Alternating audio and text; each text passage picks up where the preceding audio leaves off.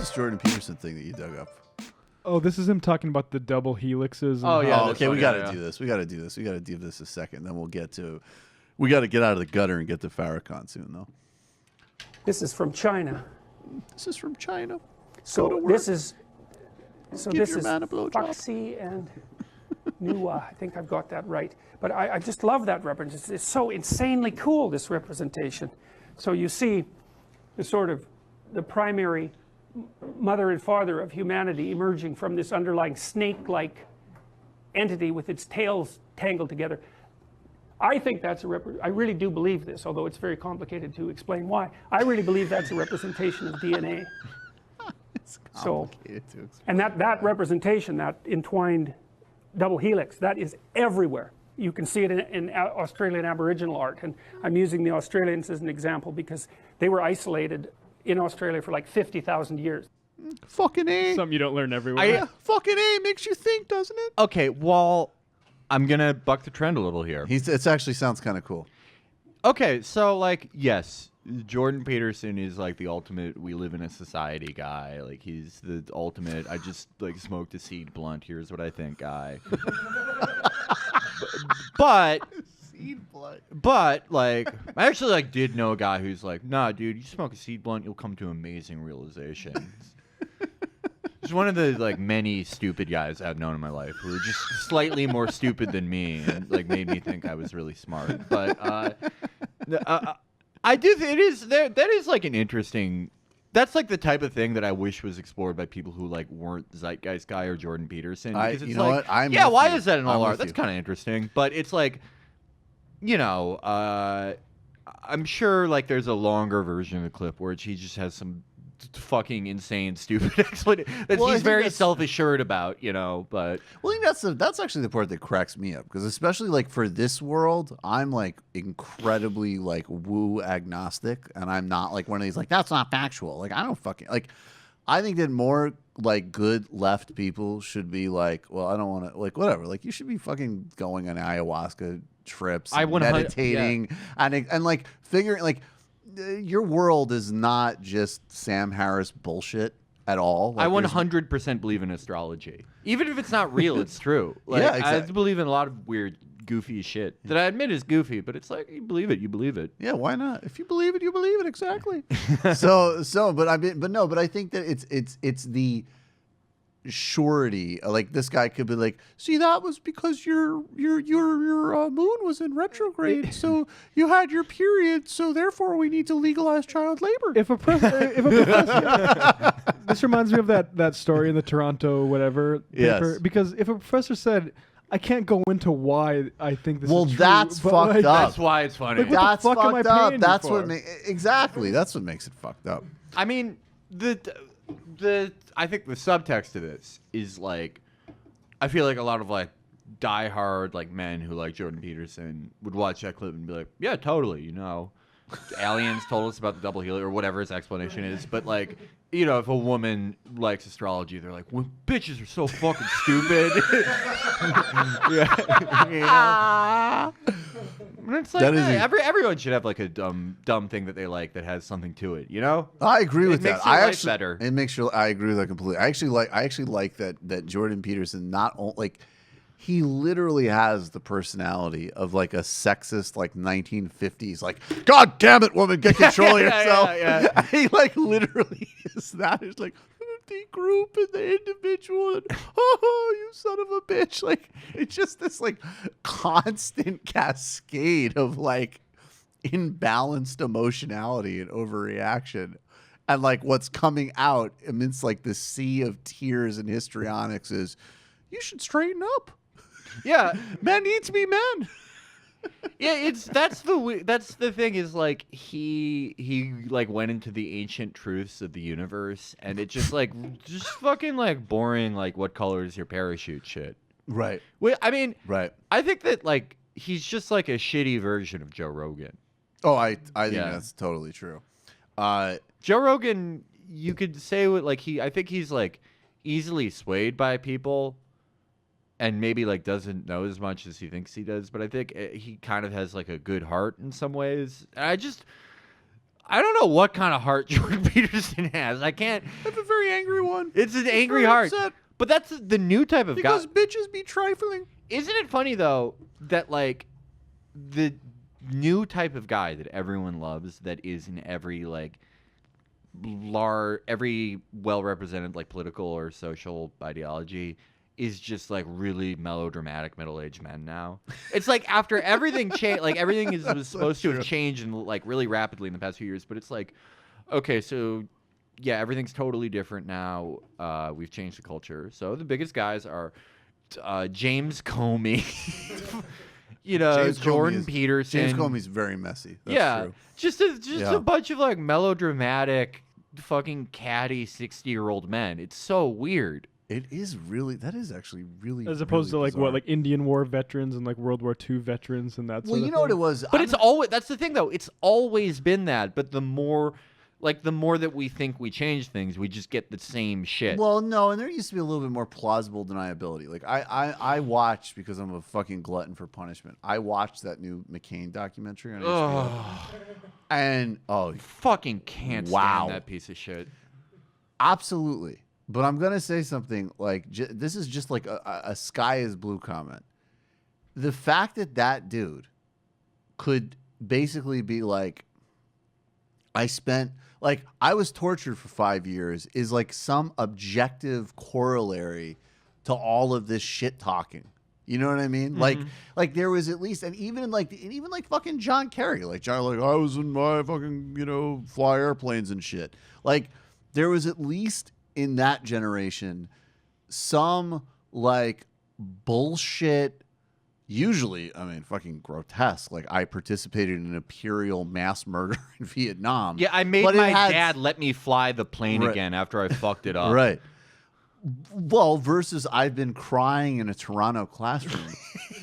yeah. I mean, come on. Like, there's a little difference there. Well, I think if anything, like if we could have a whole conversation about how like Trump won in this way, that he sort of turned everyone into him. Like everyone who paid attention to politics, like started paying more attention to politics in 2016, is now just all they do is consume media, and it makes them fucking crazy. And that's him. That's him. They became him. Yeah, but dude. if any, he also like destroyed a lot of people's preconceptions of what is necessary or what's okay or what's the norm. One of those things was with like John McCain. It was like where it's like do we have that handy? Yeah, where he kind of has a point where he's like okay, so is this guy good because he like fucked up being a pilot? That's like why he's an interesting person, why his opinion's worthwhile. And it's like, he's as much of a piece of shit as John McCain, but he's also like right. He's right about that, and I think people saw that. And they're like, yeah, why do we need some like arbitrary sacrifice to enjoy our melodramatic old men? Let's just get straight to it. Yeah. I gotta say though, I think that the problem with Rogan now is that Rogan is another person that's just completely fucking given in to like I'm like a 50-year-old like multi-millionaire actor. Yeah. And like absolutely whatever minor annoyance there is to me is completely a macro reflection of the world. So like definitely kids being like crying about Ben Shapiro. Yeah, that's the biggest threat to democracy exactly. on planet Earth. Like that's where he really, and also the gender shit to the point where like anybody that obsesses that much about gender to me, I get a little bit like, all right, man. Yeah, no, there's something like very cruel about it, But yeah. No, I like the guy, but I feel like he's fallen off in the last like couple. Like he's gotten more into that shit. I think like wealth and fame is like fame more so is terrible for you. I think it's like one of the worst things that can happen to your brain.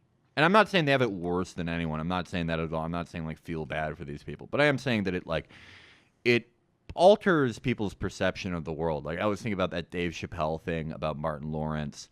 Right. And also like, I think that money does have this entrancing power to people that's very real. I feel like people come into like 7-8 figure sums and it completely rewires their brain because so much of your most people's lives is like, am I going to have enough money to do this? Am I going to have money? Then you get to the point where it's like, I don't have to think about those things anymore. And that's what they call, that's like the $80,000 threshold for like a single person, where you don't have to worry about the things that you did. And then you go higher and higher. And unless you have like a break where you're like, okay, it's like kind of absurd. If I don't have kids, if I don't have a wife, if my family doesn't need this, it's absurd for me to keep all this. I should give a lot of this away. Right. You spend more time rationalizing why you should have it. And it makes you disconnect from people. Because for people that are like extremely into the logical vision of the world, there is nothing logical about someone having, you know, fucking $50 million. Well, it's that's it's like fucking obscene. Now you're talking about fucking communism, dude. But that's the thing. It's like if you listen to him talk like a few years ago, like he's like No, he would very say, reasonable. But it's fucked money up. makes that you guy money makes you shovels crazy. Ditches. Like he should make fucking money. Yeah, money makes you fucking crazy because you either separate yourself like past a certain point, or you spend more and more time rationalizing why you should have it. And the only way you can rationalize why you should have it is both that everyone and everything in the world is like an existential problem, and that you are so much better than everyone. So there was a piece that came out. Oh man, it's a while ago now, but it was like the economic part of like it was by the same guy who actually wrote Emotional Intelligence, and he was saying he's like it's actually studied that even on like a really basic level that all of these social interactions that humans need to cultivate in themselves, if they're anywhere on the spectrum from, you know, like, I mean, seriously economically deprived, like I was growing up, or even just like middle class, you have like a situation where, oh shit, I need to stay later at work. My neighbor needs to like, you know, my kid needs to go over to my neighbor's house and like play with their kids and whatever. So you need to have like a relationship with your neighbor, not just like out of self-interest. Right. You just literally need to constantly be relating to other people because you live in a socially embedded way.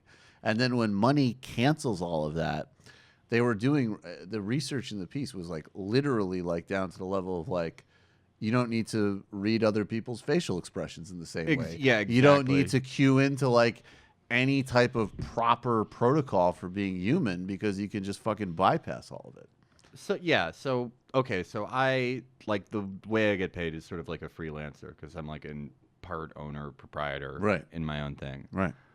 I make about like pre-tax, I pay quarterly taxes, and it like usually works out to about like anywhere from like 20 to 33%, depending on like what is deductible and what isn't. Right. Make about like $110,000 a year. Right. Which is like, you know, I grew up like not really having to worry about things, but I wasn't just sort of completely buttressed by my parents into adulthood. Right. You know, more so than other people for sure. But like, I feel like never expecting to have like made that much, because I like sucked at school. I just didn't like it. I sucked at like trying to find work. Anything that's happened to me now is like it's unreal to me. It's hyper real.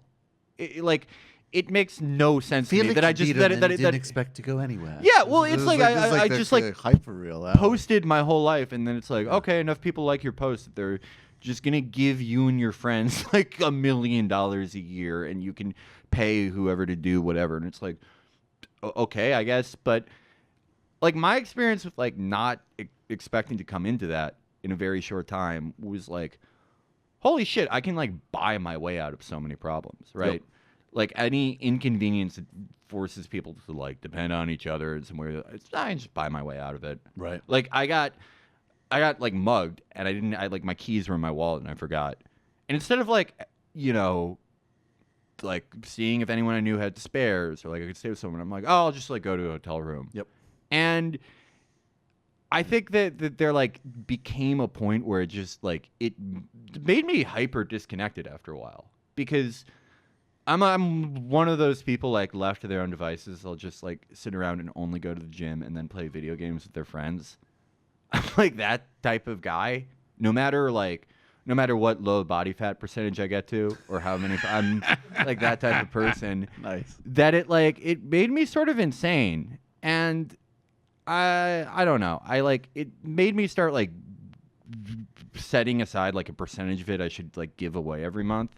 And I'm not saying that to be like, oh, I'm a great person. But just to say, like, the more you hoard it and use it to buy your way out of humanity, it will make you fucking nuts. It will make you fucking insane. And I wish there was something, I wish like, you know, people always talk about how there should be like financial education for like, you know, kids in school, right? Because they'll have like this grinded out lower middle class, temporary class experience that is so typical for people. But I also wish there was something for people that do come into money to tell them, like, you know, you think this is going to make you a lot happier to hoard this to a certain point, but it's going to make you fucking crazy. But it's not good for you. I hear that about athletes a lot too. Yeah. But it's so amazing to me though, just like the perspective, because like, so like I would say like in the last year of my life is the first time in my life ever where there wasn't just like, and it's not, you know, like it's not a high number now, but like I'm fine. There's a lot more that needs to like be done, whatever, but like things are fine. That's the first time in my life I've ever experienced that, right? Like I grew up, my family got like evicted from apartments. We've like, you know, lived in apartments and, you know, and for a variety, you know, combination of reasons, combination of my own like career desires and willingness to take risks. And also the fact that like, I wasn't really suited for taking direction at a lot of places, you know, like I went through this process, but like, and so it's funny because part of like what animates and motivates so much of what I do is just this feeling that like nobody should have that experience and that feeling. And it's fucking disgusting and totally unnecessary that any human being live with that material, psychic, emotional, whatever. And I would say, and I know even on a relative scale, I experienced very less of it compared to a lot of other people, but even just a taste of like, I don't know what's for dinner is fucking horrible and nobody should experience it ever. And then it's funny hearing you because it's like, you're so attuned to it, honestly, just hearing you that like, you're talking about numbers that like, especially in New York City, I mean, there's other people that like, you're like, oh man, that's just like scratching the surface of like their sense of like how to get by. And then I know I have other people who like make millions of dollars a year and their reference point is someone who makes hundreds of millions of dollars a year and they feel deprived. Well, honestly, my dollar goes farther just from not drinking. That's where like 30% of people's income goes in this fucking city. That is so true. That is so fucking true. That's why you come in with the like, and we're like, would you like a beer? It's like, do you have a lime-flavored kombucha I literally enhancer? just asked for seltzer when I came here. That's not a fancy drink. Hey, Everyone drinks it. don't fuck up the bit. Don't fuck up the bit.